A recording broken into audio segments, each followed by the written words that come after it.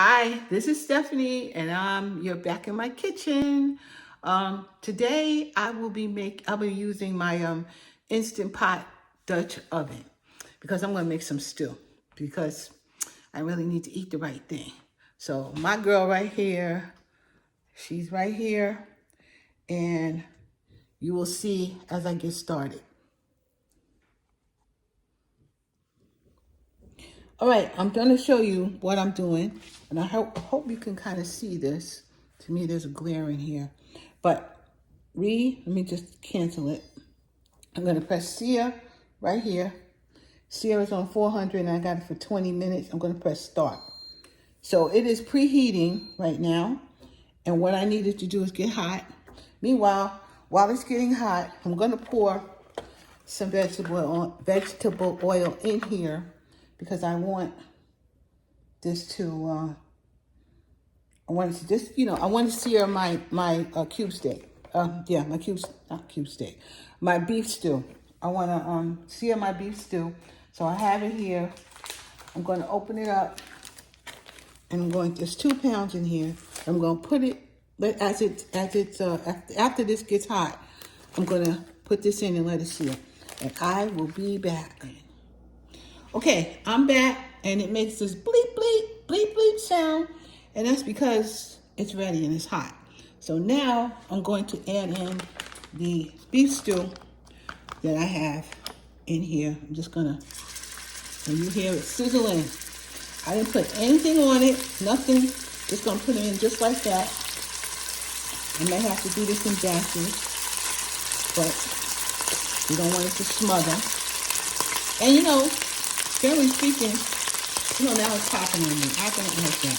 We're going to turn the temperature. I'm going to turn the temperature.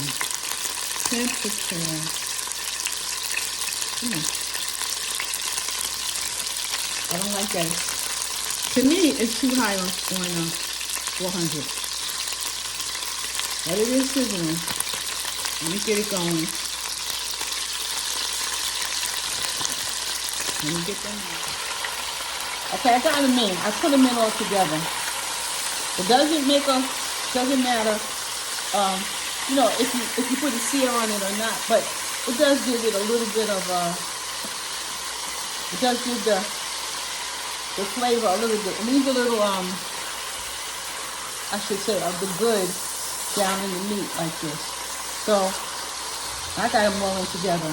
The reason I did that is because I didn't feel like it's on too high.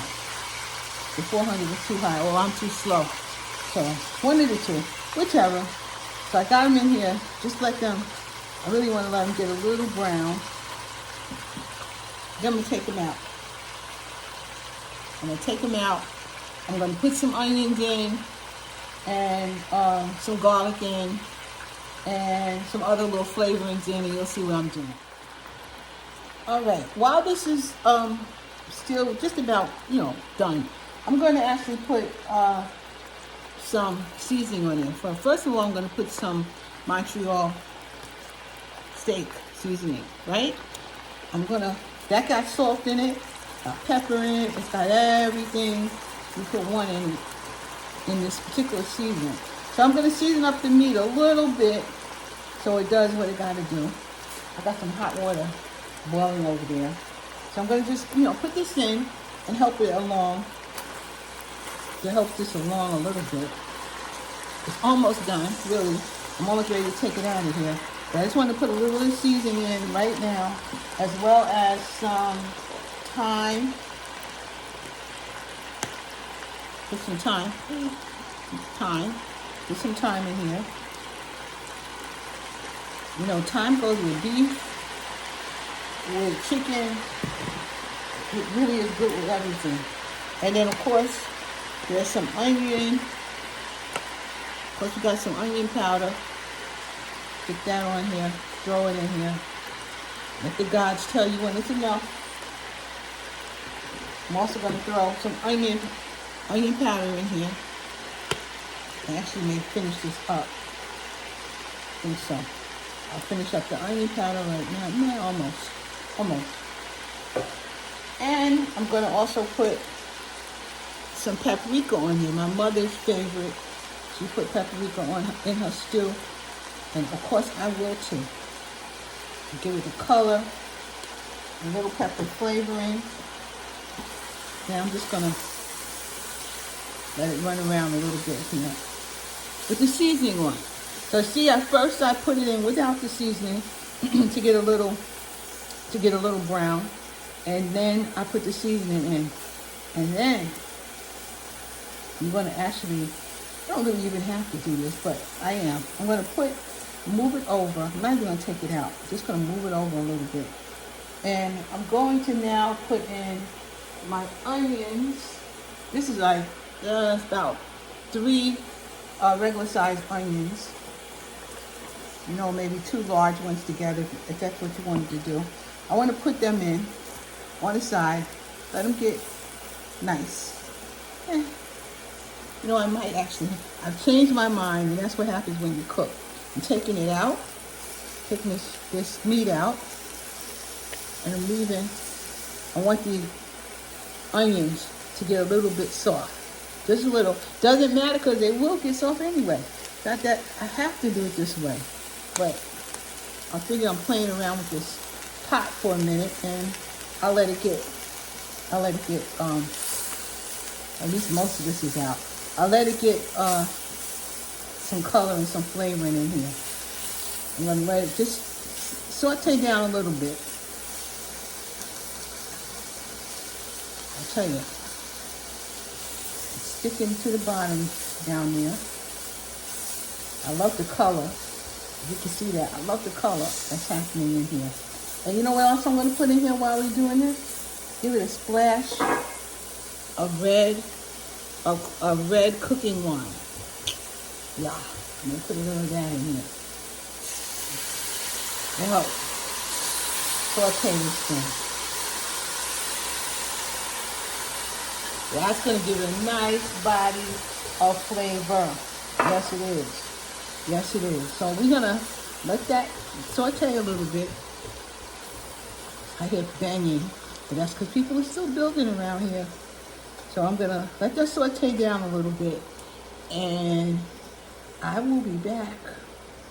I'm going to let it saute, and then I'm going to add a little, matter of fact, I'll do it right now. Right now, I'll add some garlic, minced garlic. Add that in here too. Put that in. Yeah. Just let it saute down a little bit more. That's what I'm doing. We got like 6 minutes left to saute. So we're gonna let it saute like that. Just bring it on down. I mean, if we have smell-o-vision, boy, does it smell good. And ain't nothing happening yet. Smells good. All right, so next thing, we are going to put in, let's see, we're going to put this all back in, the rest of it in. Oh, beautiful. Look at that color. Beautiful. Okay, that's that paprika. So now we have the meat back in, the onions are in, the garlic is in. Let's see what else I want to put in. I want to put in some Lee and Herring also. Reduced sodium. Put a little of that in there. The bodies of flavor. Right? Now, I also, see, it just went off. I hear, if you guys hear that little noise, it said, okay, we're done. And they are. So, okay, so it's done. So while it's all done, so I'll be ready to braise it in a minute. Right now, I want to put in the rest of the veggies. Now, before I put the veggies, well, I'll put this on top of the veggie. I'm going to put a little adobo light also on there, and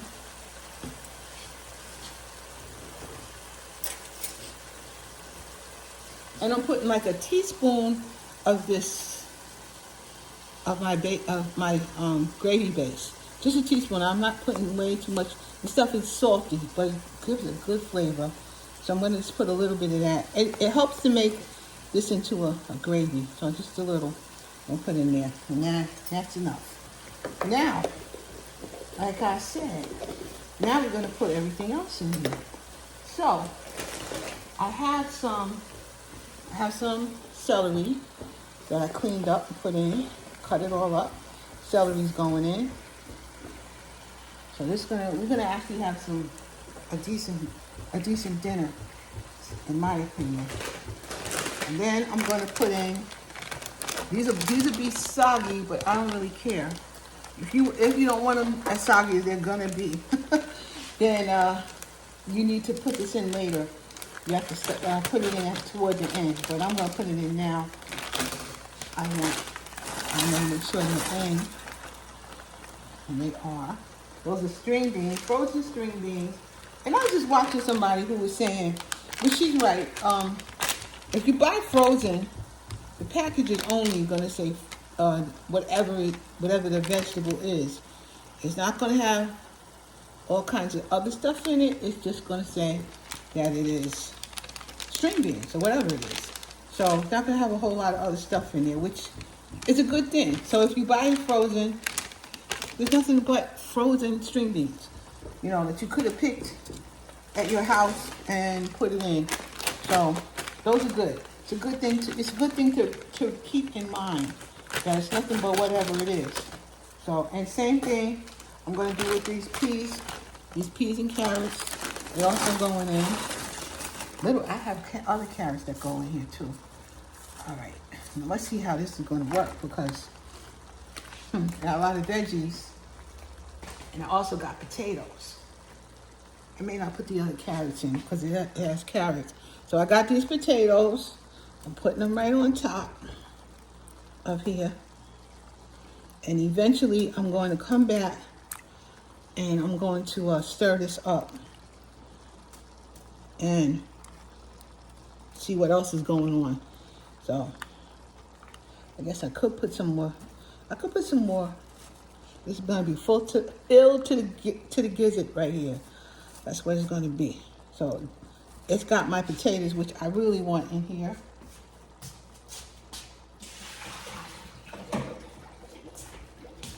And I am actually going to put a little more of the paprika on there, because I really like that on the potatoes. Put a little, just a little, so they'll have that color to it that I like. And yeah, you know what? I'm gonna put a little adobo right on top, just a little bit, not a lot. And let's see what else we're gonna do here. Let's finish up the garlic. Let's finish this garlic up. Put it all in here, right on the top. It's not quite finished, but it's just about. And let's see, and the onion powder. A little bit of that too. Some more onion powder on top. And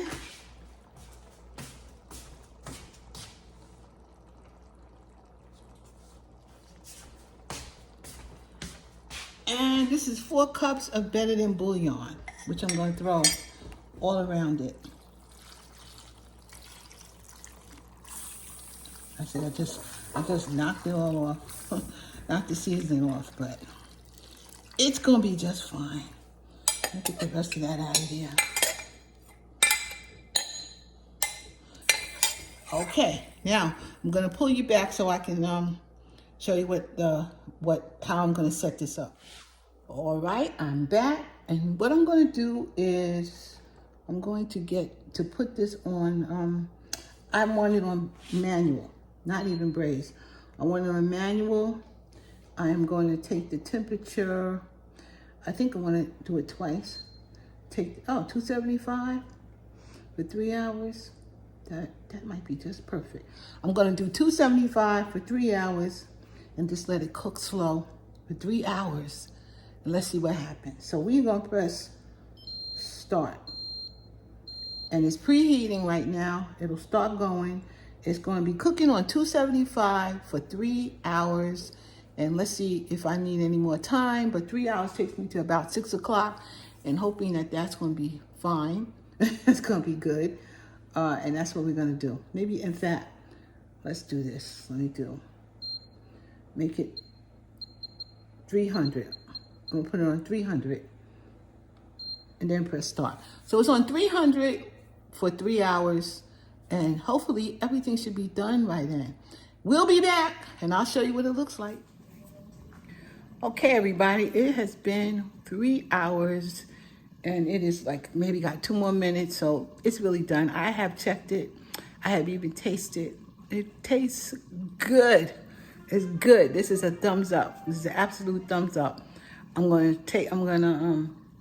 show you. I'm gonna open it up and show you what it looks like.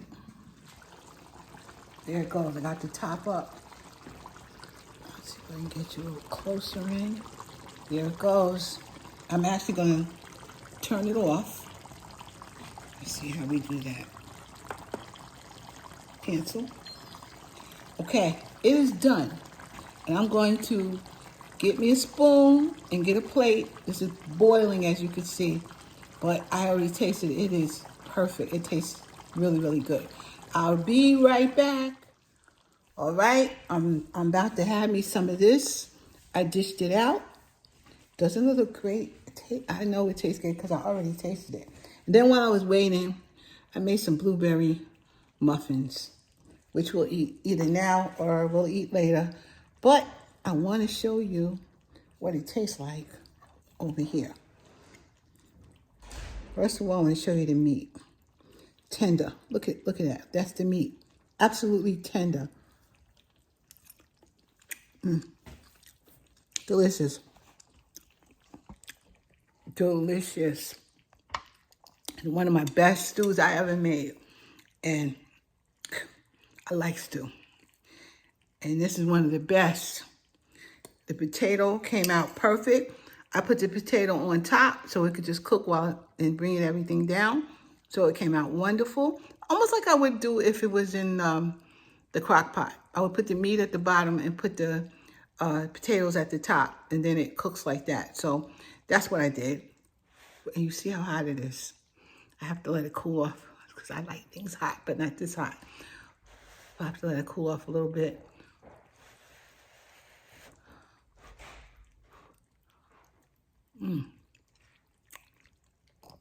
Wow. This is so good. If you have one of these, a Dutch oven, and you just put it inside of your oven on 300 and let it go, we'll be doing the same thing that this Instant Pot does. But if you just want to use the Instant Pot and keep your oven off, that'll work too. But this is dinner.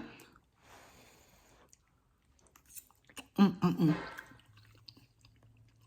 I am hungry. So let me straighten this up a little bit. So I gotta go because the phone is ringing, and we will talk later. Thank you for liking, subscribing, and sharing. Mwah. I'll see you soon. Bye-bye.